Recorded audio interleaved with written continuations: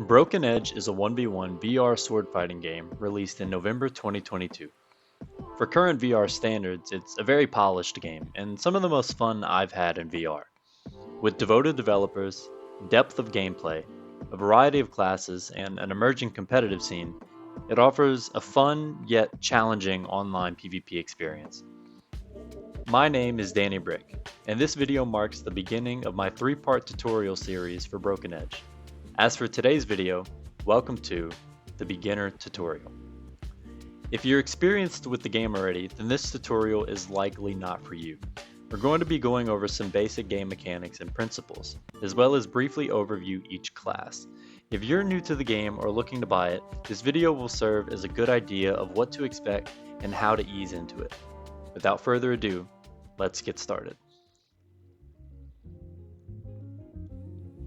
When you load into a match, your goal is to win 3 rounds against your opponent by stabbing their body.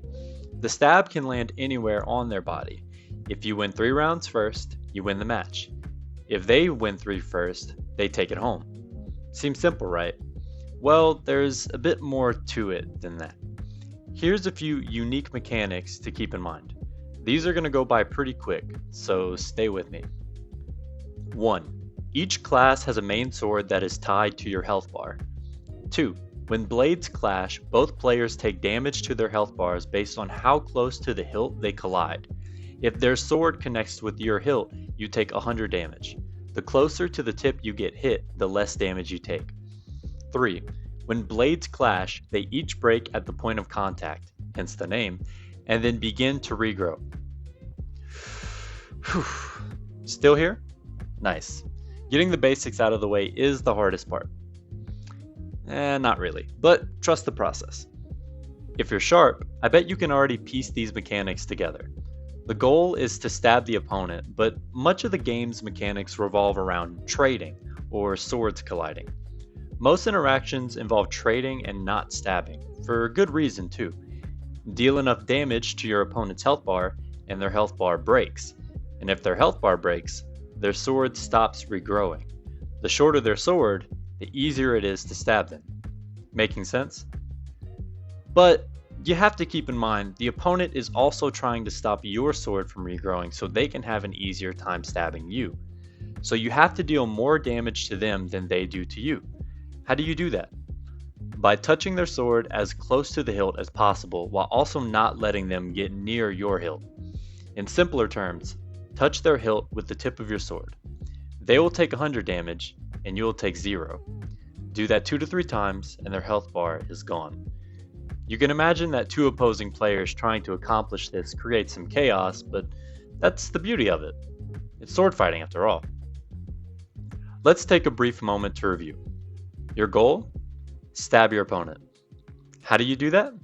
Break their health bar to shorten their sword and then go in for the kill. Do that 3 times and you're 1 step closer to climbing the ranks. Now that I've familiarized you with the basics, allow me to introduce another mechanic, arguably the most important one, Awaken Damage. When you join a match, pick up your sword, the round starts and you start swinging, you'll notice a flame surrounding your health bar. That's your Awaken. You may also notice that when you move your sword, the flame increases and decreases along your health bar. The more flame you have surrounding your health bar when you hit your opponent's sword, the more damage you will deal to them. Completely enveloping your health bar in flames is referred to as maxing your Awaken, and maxing your Awaken enables you to get the most damage output possible when trading. All classes have at least 150 max Awaken damage available to them, so hitting your opponent's hilt while simultaneously maxing your Awaken is a recipe for big damage and making it easier to stab your opponent. But once again, you have to keep in mind that there's another player on the other side of the arena. They are also trying to cut your sword as close to the hilt as possible while maxing their Awaken. When swords collide, both players take cut damage, based on how close to the hilt they are hit. But both players do not take Awaken damage when swords collide. If that was the case, rounds would only last 30 seconds. Instead, only the player who deals less Awaken damage takes damage to their health bar. To illustrate what I mean, I've got Krakenlaken to help me show you an interaction you would normally see in a game. 3 numbers pop up. Each of these numbers is a damage value that pops up after a trade. The numbers on the left show the damage you have dealt to your opponent, and the numbers on the right show the damage your opponent has done to you. On the left side, you can see there are 2 numbers. The number on the top is the amount of cut damage you have dealt, and the number on the bottom shows the amount of awakened damage you have dealt to your opponent. It has a flame icon next to it, so you can easily tell it is awakened damage. So because the awakened damage only popped up on the left side, you can tell that you dealt more awakened damage to your opponent. In this specific interaction, I dealt 188 awakened damage, while Kraken dealt 165. So because he did 23 less awakened damage, he takes 23 damage from the trade. I know, it can be a lot to digest. Trust me, we're almost done with the hard stuff.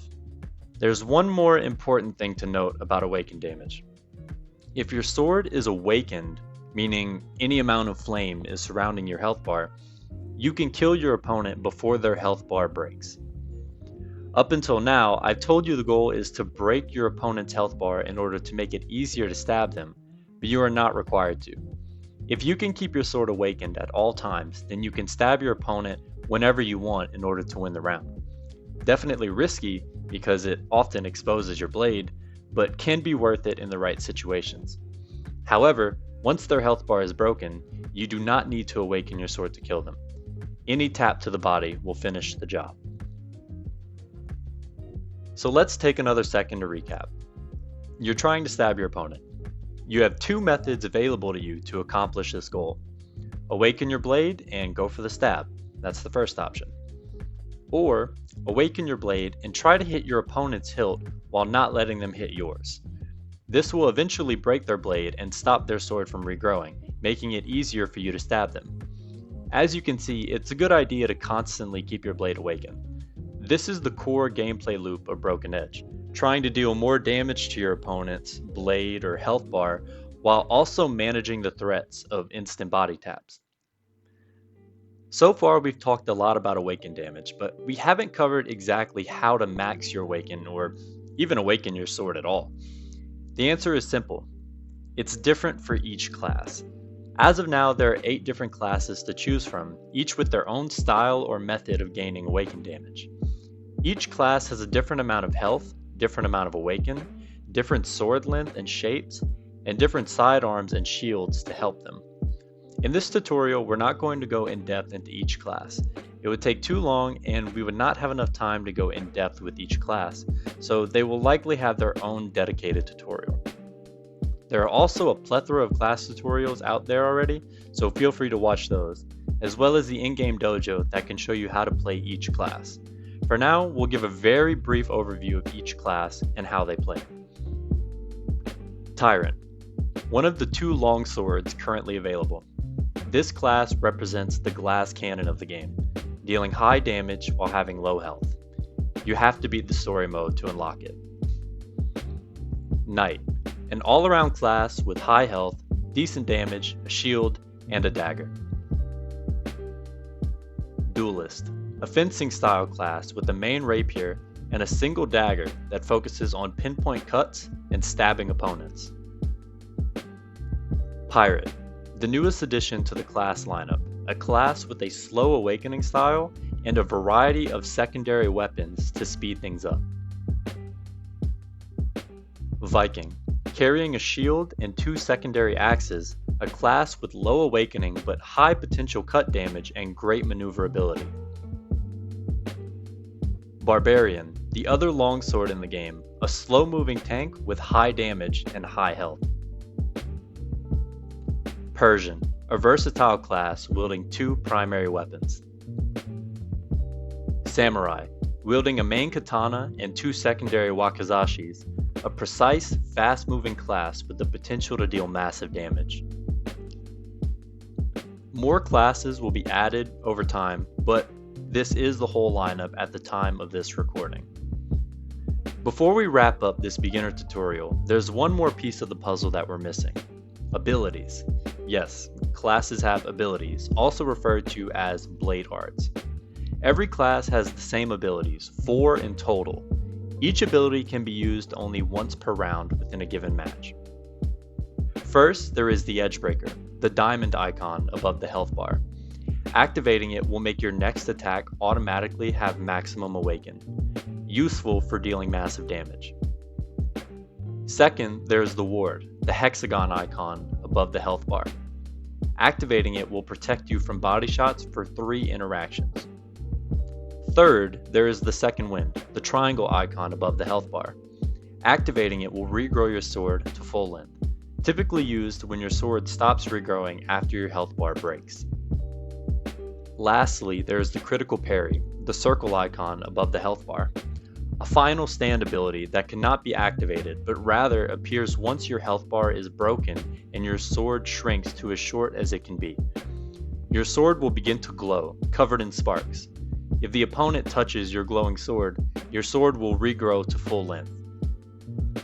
For all the abilities except critical parry, they must be activated by executing a series of poses involving putting your hands in certain positions. Similar to the different awaken styles of each class has different poses for each ability, which help to create a feeling of role-playing that class. To learn these poses, make sure to go to the in-game dojo for the class you want to play. And that brings us to the end of the beginner tutorial. As you can see, Broken Edge is not a simple game by any means, but now that you're familiar with the basic mechanics of the game, you have everything at your disposal to do well and climb the ranks.